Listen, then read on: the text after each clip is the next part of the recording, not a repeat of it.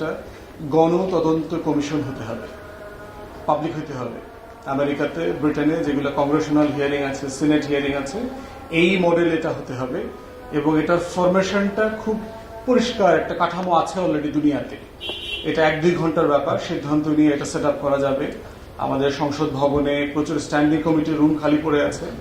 আপনি 1-2টা স্ট্যান্ডিং কমিটির রুম খালি যদি একত্র করে ফেলেন এবং সেখানে ভ্যারাইটিস টাইপের লোক থাকতে হবে, আইন জানে এমন মানুষ থাকতে হবে, ফরেন্সিক এভিডেন্স বোঝে তেমন মানুষ থাকতে হবে, আর্ম ফোর্সেসের লোক থাকতে হবে, 7.62 ব্যারেল এটা সাইজ কতটুকু, কত দূর থেকে মারলে এক গুলিতে কজনকে মারা যাবে সেটা বুঝবে এমন মানুষ থাকতে হবে।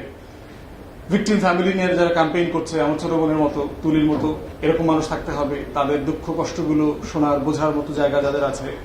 সাইকিয়াট্রিস্ট থাকতে হবে, ট্রমা মধ্য দিয়ে যারা গত 15-16 বছর গেছেন।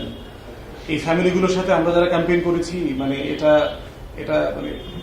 মানে কোনো ভাষা দিয়ে বোঝানো যাবে না যে পুলিশের হেনস্থা তো একটা দিকে আছে, আমাদেরকে যে পরিমাণ হেনস্থা করেছে, আর ফ্যামিলিগুলোকে যে পরিমাণ হেনস্থা করে, মিছিলে কেন আসছে, মানববন্ধনে কেন আসছে, মানে তাদের যে একটা 16 বছরের পারসিস্টেন্ট ট্রমার মধ্য দিয়ে যারা গেছেন, এই ট্রমাটা বোঝার জন্য একটা সাইকিয়াট্রিস্ট দরকার ওখানে, ওই প্যানেলে ডাক্তার থাকতে হবে।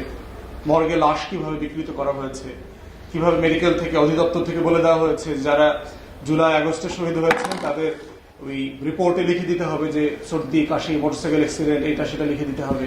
এই ফোন কলগুলো বলে দেওয়া হয়েছে সকল রেকর্ড ধ্বংস করে ফেলতে। তো এই কনভারসেশনের সাথে যারা সাক্ষী ছিলেন তাদেরকে এই প্যানেলে অন্তর্ভুক্ত করতে হবে। 10-12 জন বড় প্যানেল বসবে।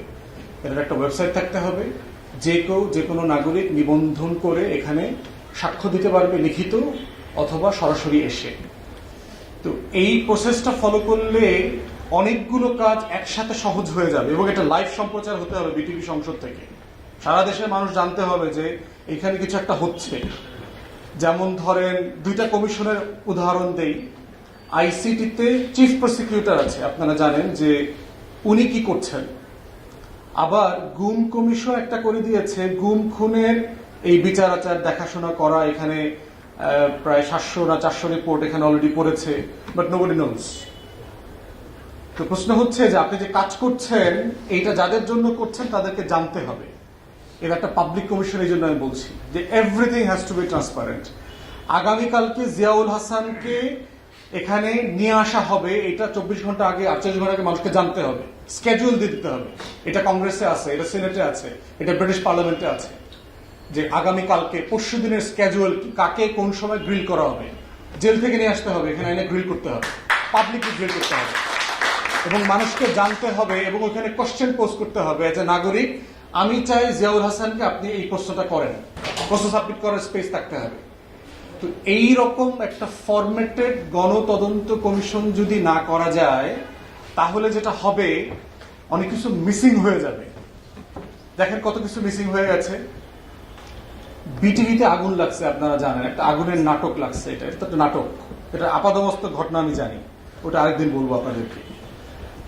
এই নাটকের প্রধানতম উদ্দেশ্য ছিল আর্কাইভটাকে ধ্বংস করা, নষ্ট করা। আপনি দেখবেন যে বিল্ডিং এর বিভিন্ন ফ্লোরের বিভিন্ন রুম ইনট্যাক্ট, পরের রুমটা ভেঙে ফেলছে। এখন আমরা তো ছাত্র রাজনীতি করছি না, আমরা তো মারামারি করছি। মারামারির সময় তো ঢিলাটা ওরে মারা যাবে, ওরে মারা যাবে না, ওরে মারা যাবে, ওরে মারা যাবে না, এইভাবে তো মারামারি হয় না প্ল্যান করে, যদি আনলেস কেউ প্ল্যান করে। এটা করতে পারে যদি মতো শুধু আপনি প্ল্যান্ড অ্যাসাসিনেশন করেন, যে আপনি পুরো ক্রাউড থেকে একজনকে শুট করতেছেন। তো পুরো বিটিভির আর্কাইভটা ধ্বংস করে দিয়েছে, এবং আর্কাইভের আশেপাশে অনেক কিছু ইন্ট্যাক্ট আছে। আর্কাইভ কেন ধ্বংস করেছে? কারণ বাংলাদেশের যেহেতু এটা সরকারি প্রতিষ্ঠান, সরকারের প্রত্যেকটা মিটিং এর রেকর্ড বিটিভির কাছে আছে, আর কোনো টেলিভিশনের কাছে নাই, আর কারো কাছে নাই।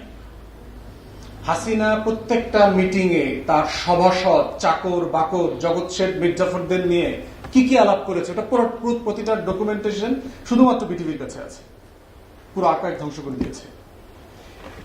স্বাস্থ্য মন্ত্রণালয় থেকে বলে দিয়েছে প্রত্যেকটা হাসপাতালে মর্গ রিলেটেড, এএনই রিলেটেড যত ডকুমেন্টেশন আছে সব ধ্বংস করে দিতে, এবং দিয়েছে অধিকাংশ হাসপাতালে জুলাই আগস্টের ইমার্জেন্সির ডকুমেন্ট নাই। যেগুলো আছে এগুলো সর্দি, কাশি, কফ, এগুলো সেগুলো হাবিজাবি আছে। তাহলে ফরেন্সিক এভিডেন্সের এই যে একটা বড় জায়গা আপনার মিসিং হয়ে গেল, গণকবর। বারবার বলছে, একজন উপদেষ্টা এখন পর্যন্ত যায় নাই। জোরাইনে, রায়ের বাজারে, বুদ্ধিজীবী গোরস্থানে আমি নিজে গেছি, আমি গিয়ে ভিজিট করে আসছি।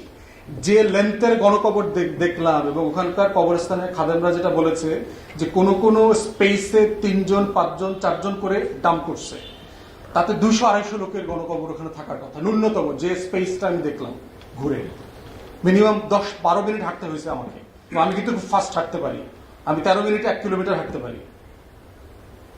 তো এই লেন্থের একটা জায়গা গণকবর দিয়ে ফেলছে। এবং আপনারা জানেন যে এটা মানে আমাদের ক্লাইমেটের কারণে বৃষ্টি হচ্ছে, মাটি সফট, আপনার ফরেন্সিক এভিডেন্স নষ্ট হয়ে যাচ্ছে।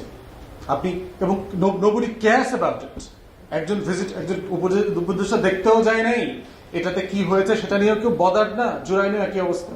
আঞ্জুমান মহিদুল ইসলাম বলেছে তারা অনেক লাশ দাফন করেছে। ডিএমপির ফরেন্সিক এভিডেন্সের আলাদা যারা ওই যে ডোম টাইপের লোকজন আছে, যারা ওখানে কাটাছেড়া করে, রিপোর্ট লেখে, এই লোকগুলোর ওখান থেকে অনেক কাগজপত্র খুঁজে পাওয়া যাচ্ছে না, পুলিশের এক কর্মকর্তা আমাকে বলেছে। তো গণতদন্ত কমিশন করলে যেটা হবে সেটা হচ্ছে এই যে নিটিগ্রিটি জায়গাগুলো, এগুলো মিসিং হবে না। যেহেতু ট্রান্সপারেন্ট, যে কেউ গোপনে নিবন্ধন করে নাম দিয়ে একটা এভিডেন্স ওখানে পাঠিয়ে দিতে পারবে। Everything would be transparent. So এই গণতদন্ত কমিশনের ফরম্যাটে না গেলে যেটা হবে, বিচারটা সফিস্টিকেশনটা রক্ষা করে করা যাবে না। এই বিচারটাকে বিব্রত করবার একটা স্পেস খালি রাখা হবে। তখন পরবর্তীতে যে দেখেন লবিস্ট নিয়োগ করেছে, ওই লবিস্টরা তখন আবার এই বিচার ব্যবস্থাকে তখন প্রশ্ন করবে। তাহলে আপনি তথ্য গোপন করছেন, এভিডেন্স গোপন করছেন, বিচারটা স্বচ্ছ হবে না, প্রসিডিউরাল লুপহোল থাকবে। অনলি দেন বিচারটা স্বচ্ছ হয়নি বলে তখন আপনি ক্যাম্পেইন করতে পারবেন। তাহলে জয় যে $2 লক্ষ অলরেডি পে করেছে, ফার্স্ট কোয়েশ্চেন তো টাকা পাইছে কোথায়? ও তো একটা বেকার ছেলে, ও তো কিছু করিডোরে খায় না, কুত্তা পালে শুধু। অনেকগুলো কুত্তা আছে, অনেকগুলো বাড়ি আছে আর কুত্তা পালে।